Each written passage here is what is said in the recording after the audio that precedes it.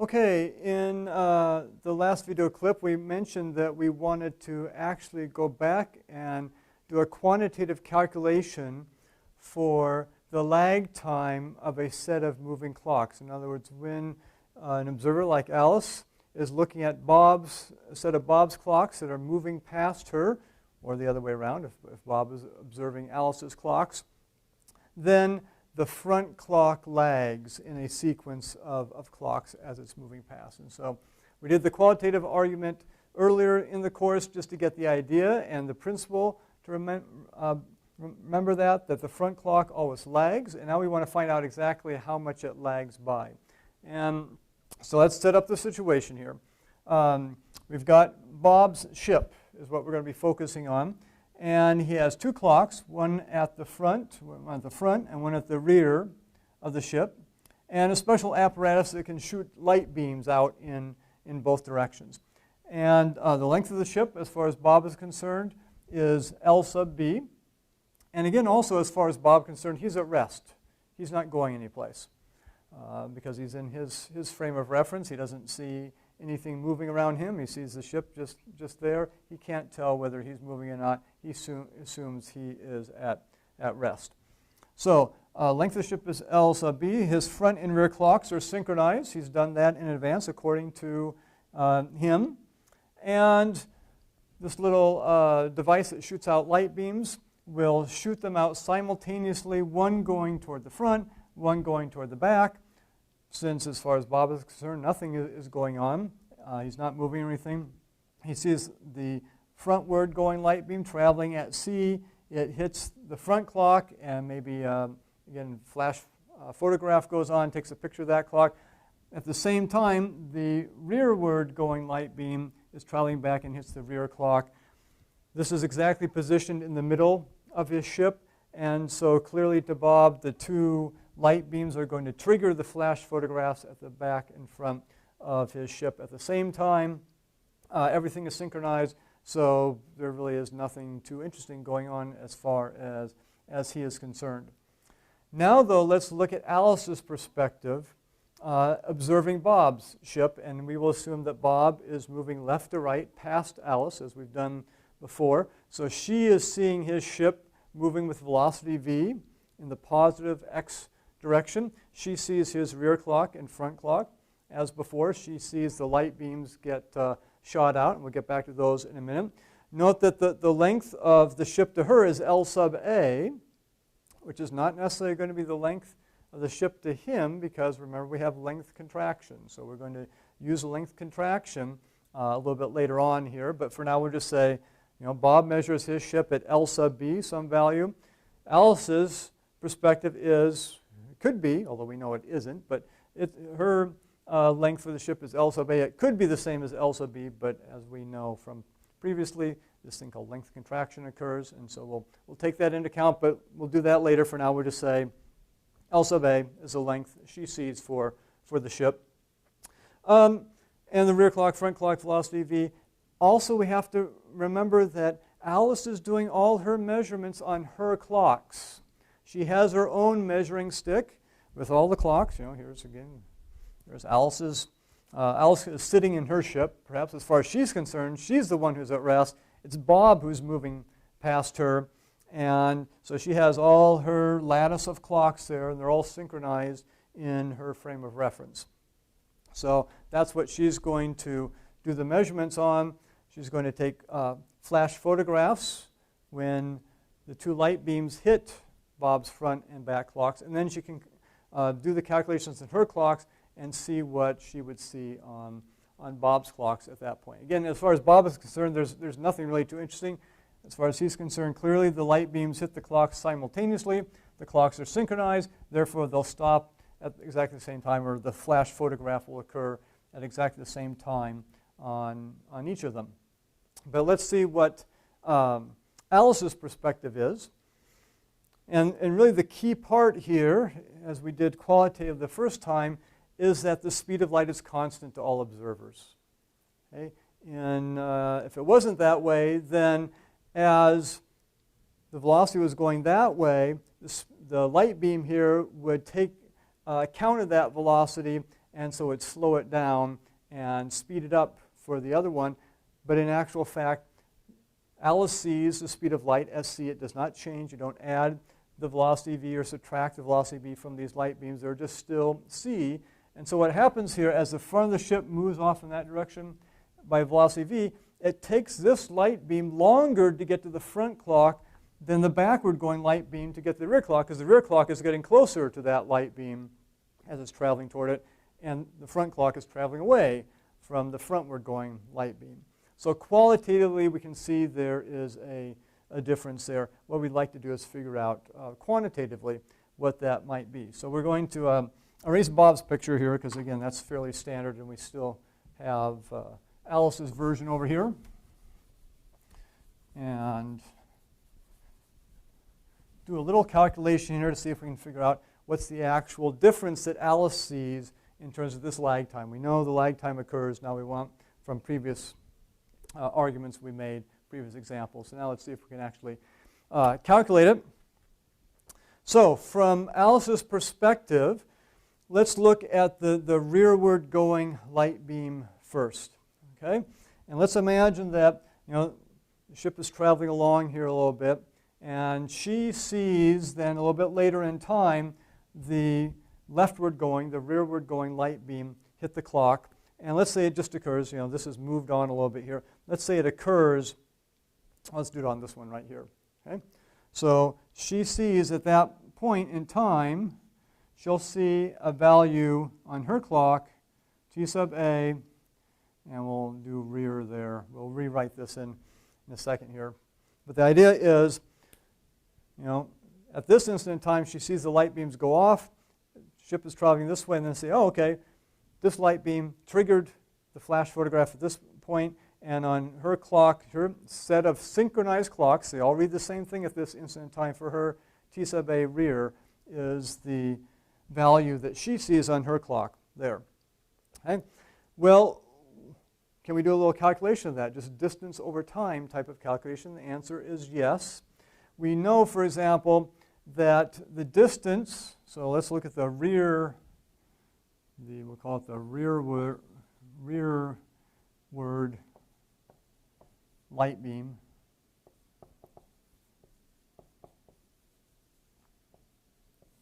The light beam heading toward the back. Distance covered is going to equal what?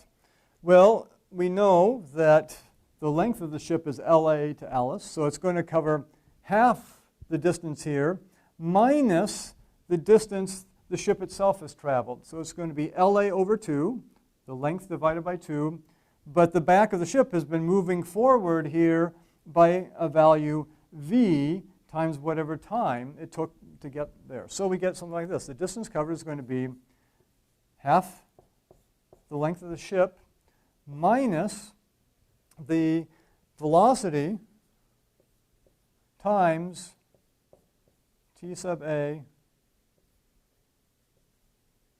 rear. Okay?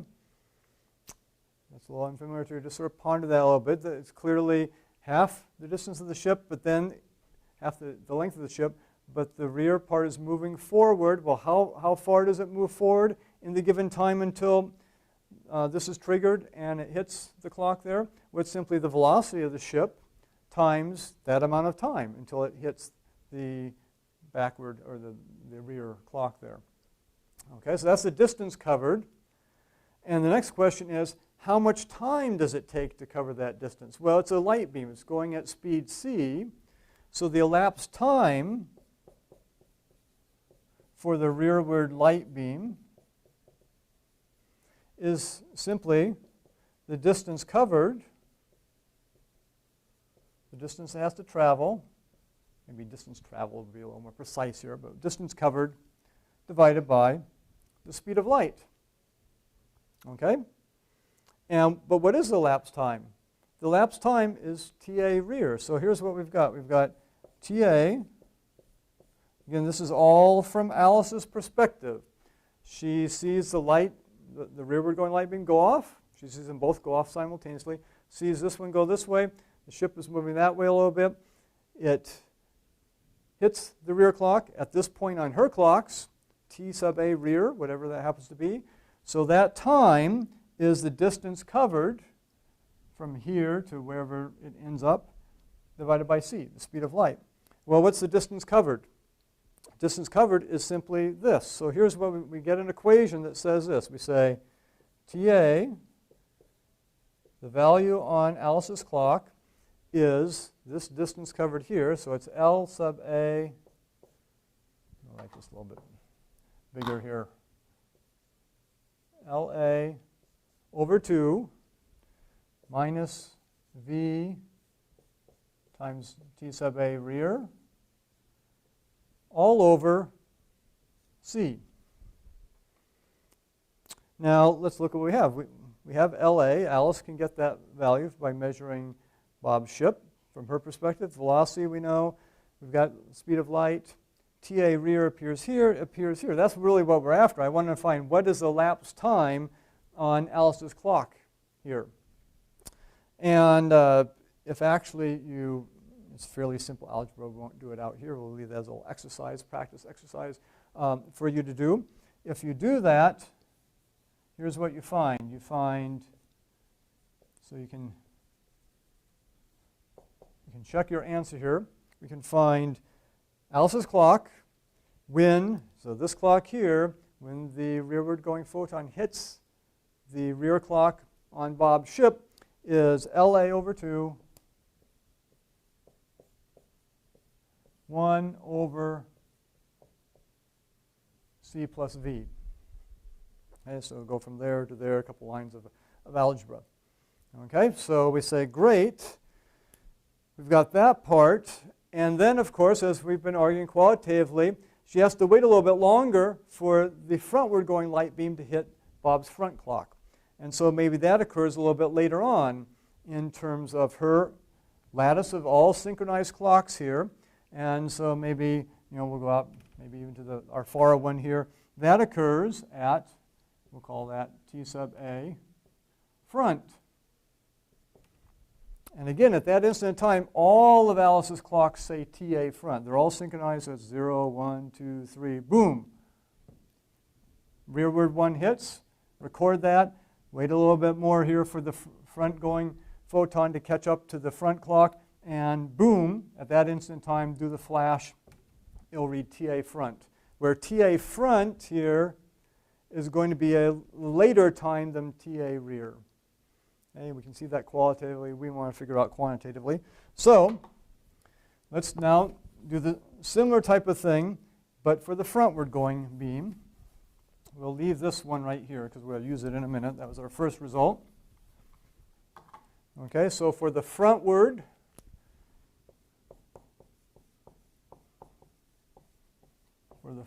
light beam, it's really the same idea here. The distance covered, distance traveled by it,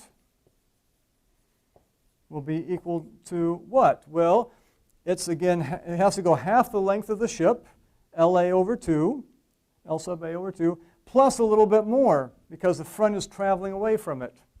And that little bit more is going to be the velocity times however much time it elapses between when the light beam was shot and it actually gets there. So it's going to be LA over 2.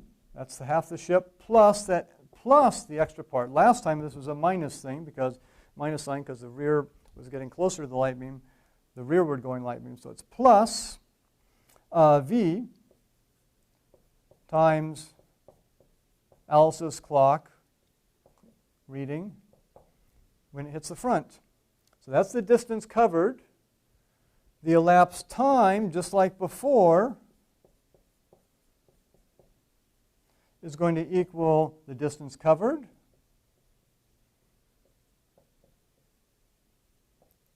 divided by the speed of light, because we're talking about a light beam. That's how fast it's going. So it's just basic distance formula here. Distance covered divided by speed gives me my elapsed time. If I have to go 60 miles and I'm going 60 miles an hour, 60 miles divided by 60 miles an hour gives me 1 hour for my elapsed time, and so on and so forth. And the elapsed time, though, is simply TA front. That's the elapsed time between when the light beam is shot out of here and when it actually reaches the clock. And this is all according to Alice's measurements on her clock. So I get just very similar to before, TA front equals the distance covered, which is LA over 2 plus V T sub A front on Alice's clocks, all divided by C.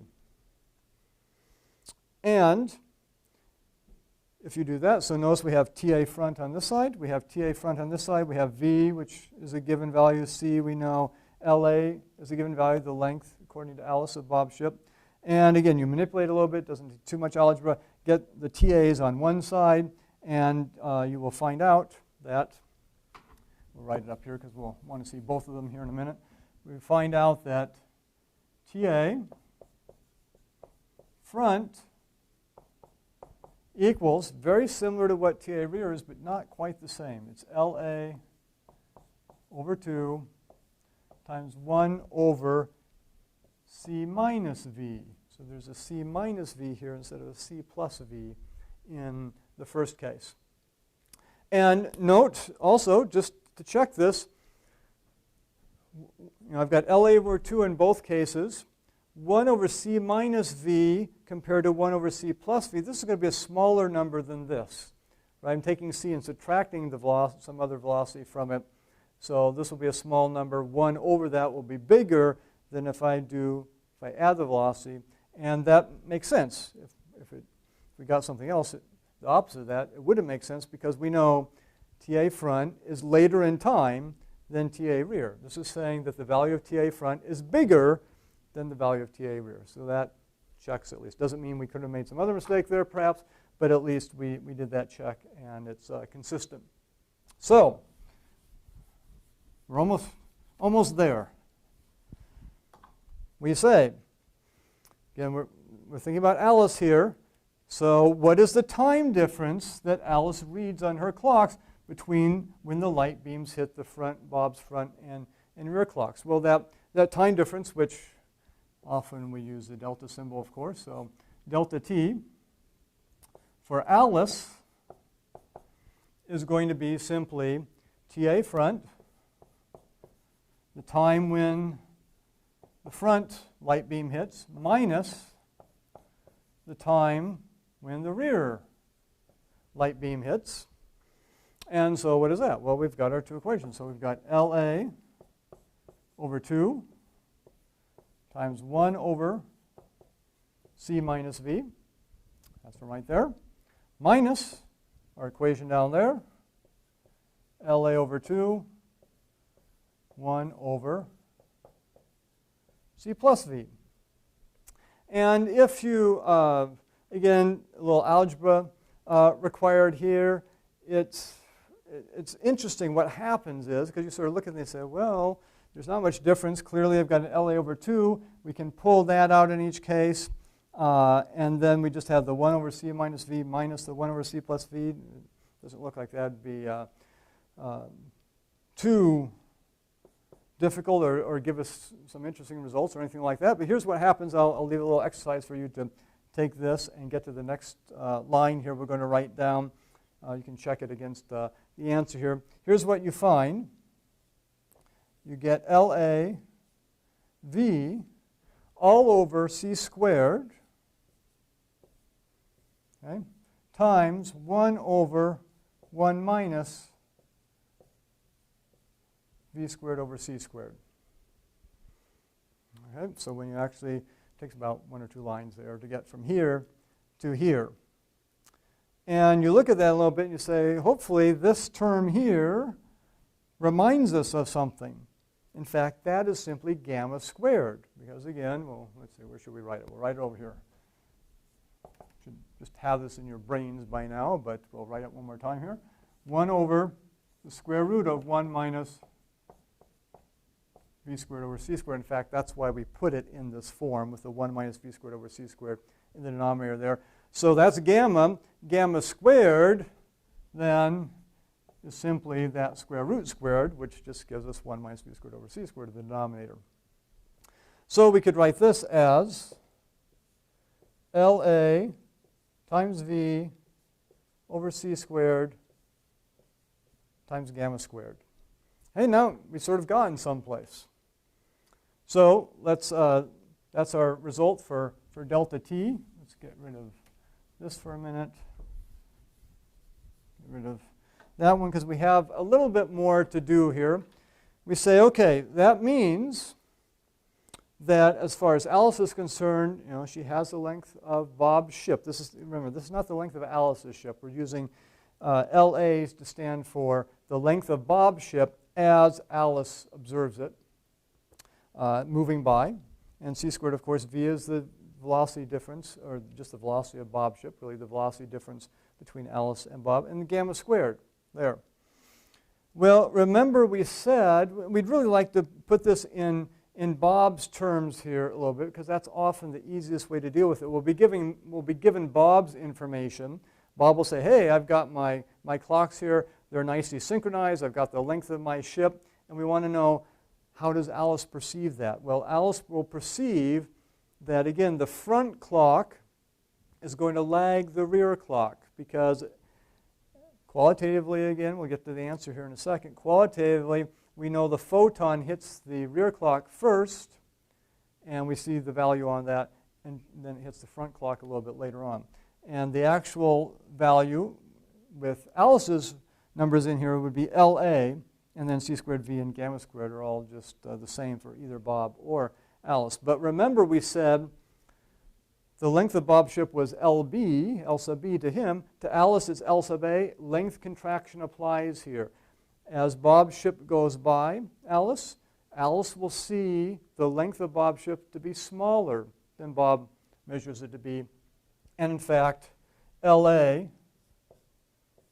will be, now remember, you have to think about this because it's easy to get it reversed.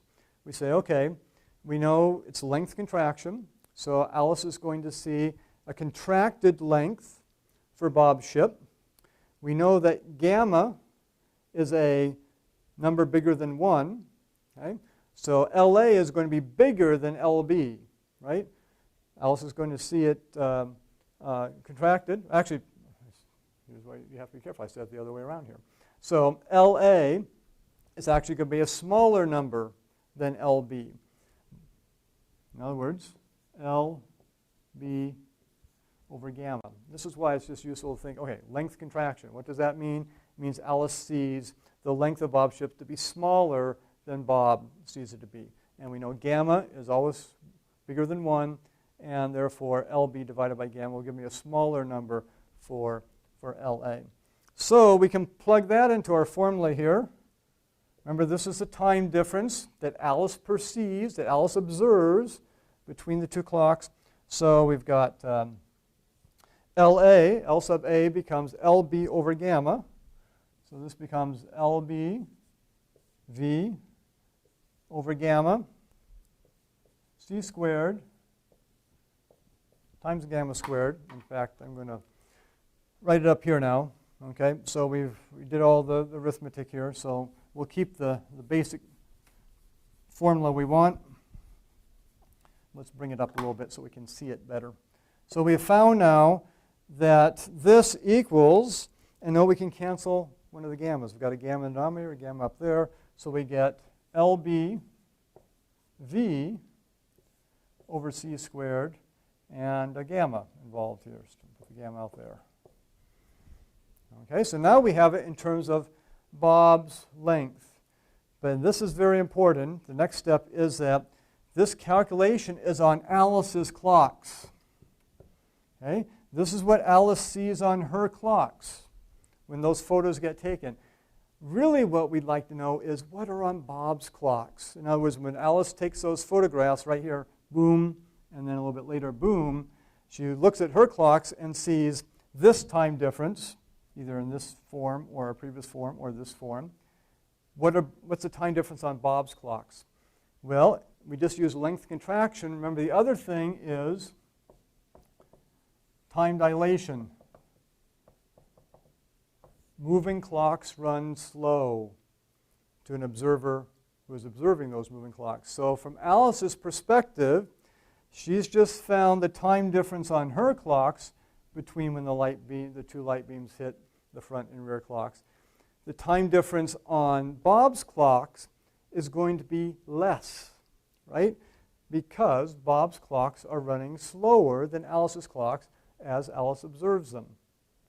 And that time dilation factor, again, is gamma, and it's going to be 1 over gamma, right? Because, again, one way we can write this is if we have delta t for Alice, a time length for Alice is going to be, in terms of Bob's clocks, or let's write it like this.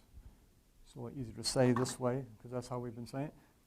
For Bob's clocks, a time difference is going to be smaller than for Alice's clocks. Alice perceives Bob's clocks, or observes Bob's clocks running more slowly, and so it's going to be delta t for Alice, whatever time difference her is, divided by gamma.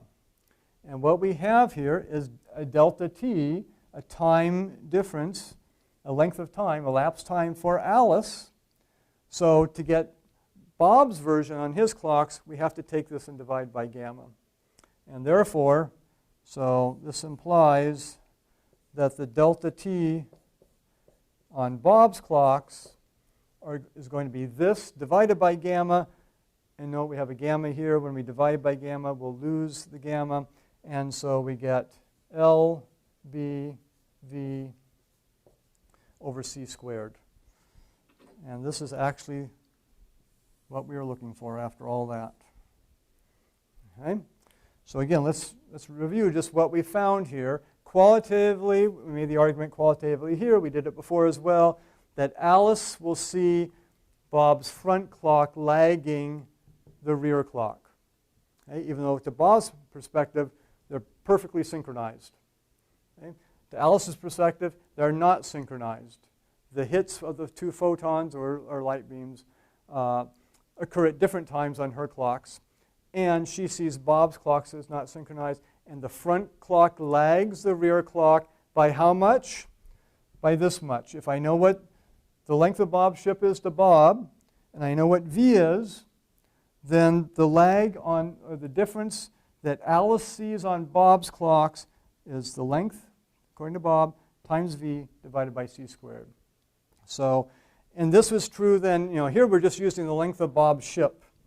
This is true for any distance where we have something in Bob's frame of reference and converting it into Alice's perspective here. So if Bob has his whole line of synchronized clocks, his whole lattice of synchronized clocks moving along here, any two clocks on that huge measuring stick of synchronized clocks, when Alice is looking at those clocks as they go by at speed v, she will say, give me any two of those clocks on that line. I'll know the distance between them.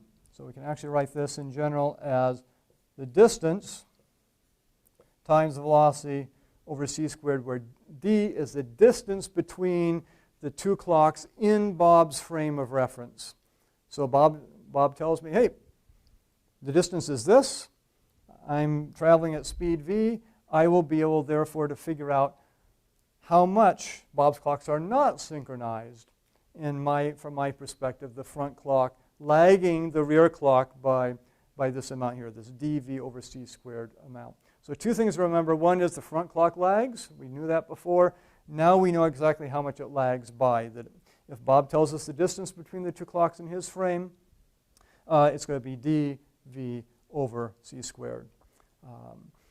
Now, we went through this really to show that we want the result, of course, but there's nothing too profound here in one sense, but something very profound in another sense. In other words, this all comes from the fact, really three key facts we use. One is we use the fact that c is the same to everybody, that a light beam will always have the speed c.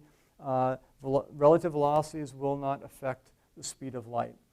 And therefore, we get the lag time effect. And then to get the actual quantitative value, we use time dilation and length contraction to end up with this. In the next video clip, we'll do a shorter version of this and see how we can get it using the Lorentz transformation, just to verify we can also get it from that as well.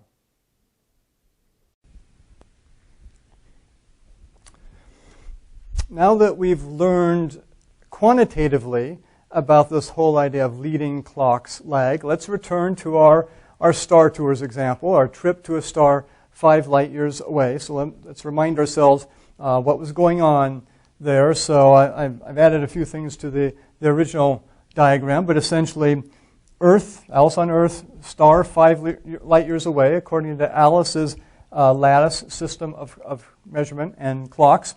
Bob traveling along at velocity v, and we're going to say v is 0.943 c, mainly so that we can say gamma is 3. And we did it from Alice's perspective, the Earth observer perspective. We said, okay, 5 light year distance. We see Bob traveling along at 0.943 c. The time it takes him then will be 5.3 years. In other words, and what I've drawn in here, this is the Earth star system lattice of clocks there, the imaginary lattice of clocks. And so when Bob passes by, remember when Bob passes by Earth on his trip here, Bob's clock will read 0. Alice's clock on the Earth system will read 0 right at that point. So they both are measuring time from that instant on their clocks. They just set their clocks so there's 0 at that point. So then as far as Alice is concerned, Bob moves along. When it gets to the star, another photograph is taken to compare the two clocks at that time. And Alice on her clock, in the star system clock, Earth star system, will read 5.3 years. Because it's 5 light years, 0.943 c, takes 5.3 years to get there. But then when she looks at the photograph of Bob's clock as well, what does she read? Well, to her, Bob is traveling along at speed v. There's a time dilation effect. She sees Bob's moving clock running slow. And for gamma factor of 3, what that means is that her clocks tick off 5.3 years.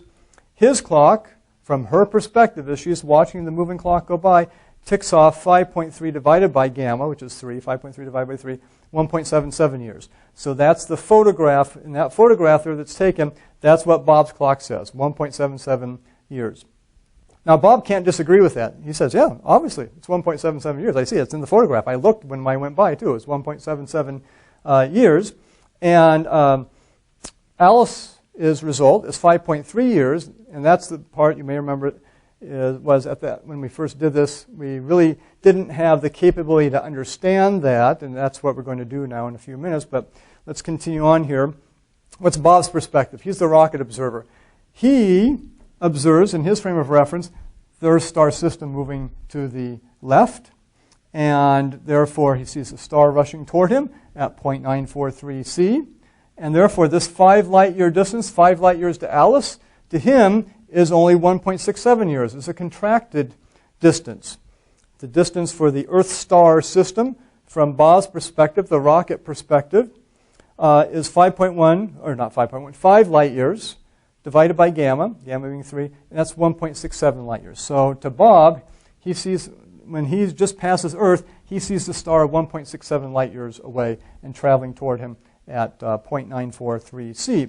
Therefore, the time for the star to actually reach Bob and then have the photograph taken is 1.67 light years, the distance, divided by 0.943 c. We're taking c to be 1 light year per year, and therefore it comes out to be 1.77 years. And he says, yes, absolutely, that's what my clock should say. That's what the photograph shows, and I agree absolutely, because I traveled for 1.77 years. The distance was 1.67 light years. The speed, actually I should back up, he didn't travel for 1.77 years. The star traveled toward him for 1.77 years. Is a distance of 1.67 light years, the speed 0.943 c. It all works out to him. But then we asked the question, and well, we held off on this. We said, how does Bob explain this 5.3 years business, especially when we took the next step and said, okay, shouldn't time dilation also apply to Bob observing Alice's clocks? It applies for Alice observing Bob's clock here, or system of clocks. Bob, of course, has his own lattice of clocks, which we didn't draw in here. But doesn't it apply the other way as well? And the answer is absolutely it does. So we said Bob's observation of the lapse time on Alice's clock. So he's sitting there, he's watching Alice's clocks go by. He compares the timekeeping on her clocks to his clock and sees a time dilation factor such that, I squeeze it in down here, it's 1.77 years. That's the elapsed time he sees on his clock as the star rushes towards him, and divided by the gamma factor. So he sees the elapsed time on Alice's clocks from when Earth was next to him to when the star goes by as 0.59 years. And that's the big puzzle then, or was the big puzzle, because we say 0.59 years, that's what Bob sees Alice's elapsed time being. Alice is seeing 5.3 years. In fact, the photographic evidence shows that when, say, this clock right here, okay, so here's the, here's that clock that's going to get photographed when it gets over here to Bob. When that clock reaches there, the photographic evidence shows that it's reading 5.3 years. And yet Bob's saying it should only be 0.59 years. Well, as I mentioned when we first did this, this is a very nice example because it shows that in these types of problems, typically you have to think about time dilation. It comes into play. You often have to also think about length contraction. It comes into play. And often people just think about those things, and they forget one of the key things about the special theory of relativity that comes into play in these problems. A third thing that comes into play, and that's a relativity of simultaneity. And this is where you get into trouble, where you get these weird paradoxes sometimes that don't seem to make sense. And you say, well, gee, maybe the special theory of relativity is wrong. After all, it's really, you have to remember the relativity of simultaneity. And that the relativity of simultaneity, one aspect of that is the fact that leading clocks lag, as we showed qualitatively a while back. And now quantitatively, we know that the factor by which they lag by is dv over c squared, where d here is, so this is where you're in a frame of reference and you're observing clocks going by you with some velocity v. Okay, so they're in a separate frame of reference. They're moving by you. So in this case, Bob is in his frame of reference, sitting in his ship. He's observing Alice's clocks move by him. And pick any two clocks in that lattice. And the distance between them here is the distance in the moving frame of reference. Okay, so it's the distance that Alice sees between the two clocks, not the distance Bob sees between the two clocks. That's important because Bob's distance is contracted, as we saw, but it's the distance between that Alice sees in the clock's frame of reference. Okay? V is the velocity of the two frames of reference, and of course, c squared here. So let's apply it to our situation here. Okay? So photograph is taken right here. Clocks, both Bob's clock and Alice's clock, read 0. The star, from Bob's perspective, travels to him. Another photograph is taken at that point, or from Alice's perspective, Bob travels to the star, photograph taken. And again, we said to Bob's perspective, the elapsed time while he waits for the star to get to him between the 0 time here and the star gets to him is 0.59 years. Okay? And yet clearly the clock, this clock, the photographic evidence shows it reads 5.3 years. How do we understand that? Well, it's the leading clock's lag factor. It's the relativity of simultaneity. Because at the beginning here, okay, right when Bob is next to Earth, the star is moving toward him, these clocks, they both read 0. Well, at that point, for Bob, if he had his whole lattice of clocks here and took photographs, so Bob has his own, lattice of clocks. Let's find my green pen here. So Bob, I guess we'll make that green there, but Bob, has his own lattice of clocks, imaginary, of course, but useful for making measurements. And so at that instant in time, when this photograph is taken, if he wanted to, he could take photographs all along his synchronized lattice of clocks. And in particular, he could find out what that clock is reading at that instant in time. And so let's think about this. Leading clocks lag. Bob is seeing this whole sequence of Alice's clocks move by him. This clock here, we know at that instant in time is t equals 0. It's reading 0. What does this clock read according to Bob, according to his synchronized lattice of clocks? Well, that clock is the clock in the rear. This clock here, and note that here's the distance d, make this clear here. That's the distance d that Alice sees between those two clocks, her distance d. That's this distance. Bob sees a lag between that clock and the clock at the star here that's eventually going to get to him. That lag is going to be dv over c squared. In other words, if this is 0, leading clocks lag, so this clock, as it's moving this way, lags this clock. This clock is ahead. Clocks in the rear are running ahead of clocks in the front. Leading, or the way we've been saying, leading clocks lag. The clocks in front lag behind a clock in the rear if you have clocks moving past you.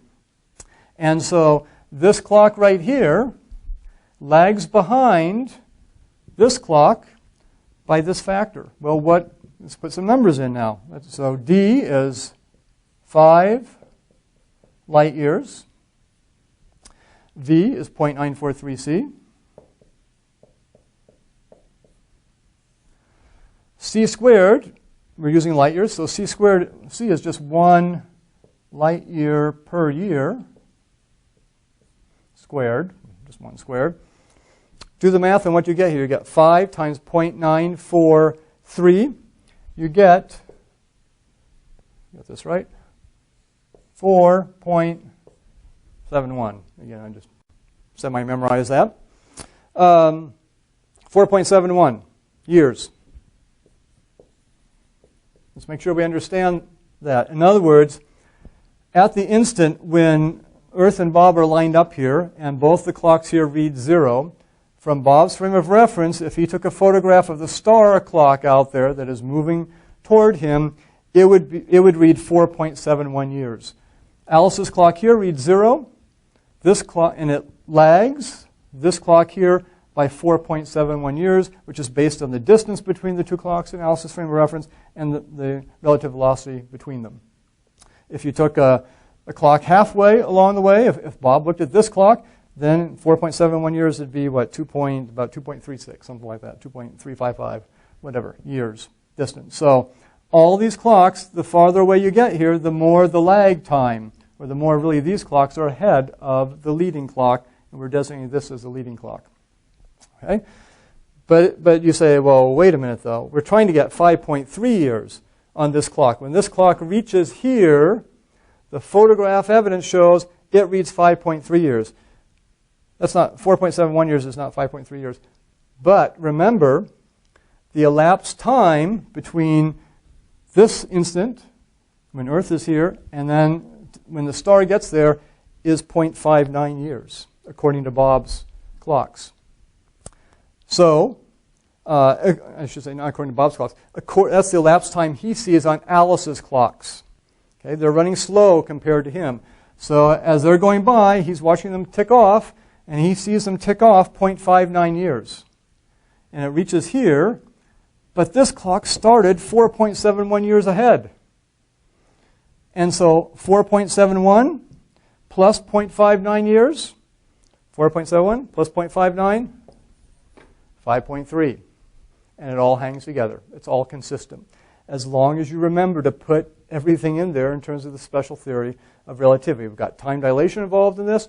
Both ways, to Bob and Alice, we've got length contraction as well. The way we were analyzing it is really Bob viewing the length contraction there, but you can reverse things and also do Alice's perspective and length contraction for for Bob. If Bob had two spaceships here, one here and one here, then Alice would see a length contraction for Bob's distance between them, and so on and so forth.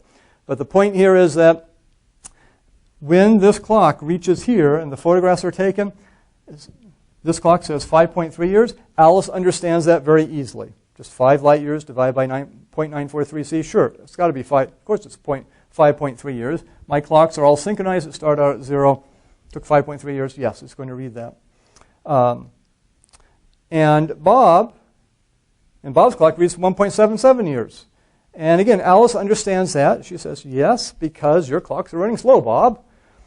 So they only ticked off 1.77 years.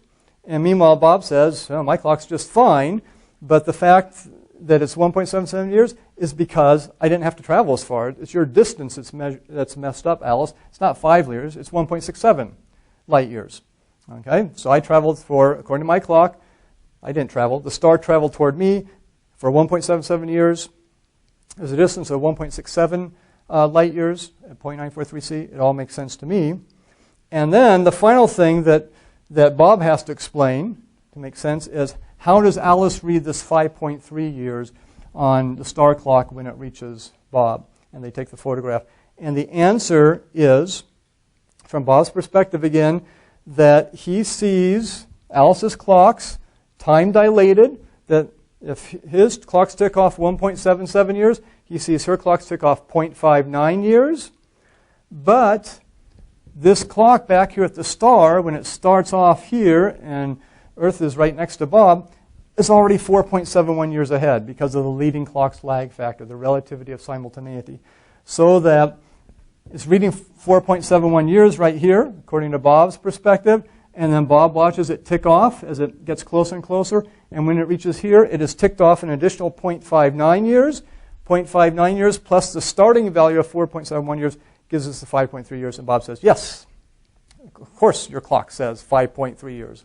Not because you're right, your clocks are all messed up, they're all unsynchronized, but yes, we can agree that that's what should show 5.3 years, and they both agree that yes, the 1.77 years should show on Bob's clock, but for different reasons there.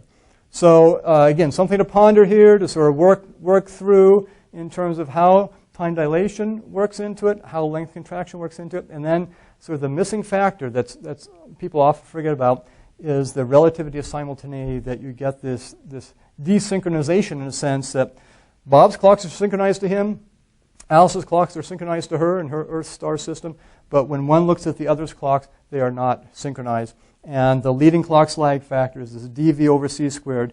D being the distance in the moving frame, you're thinking about times the velocity divided by c squared.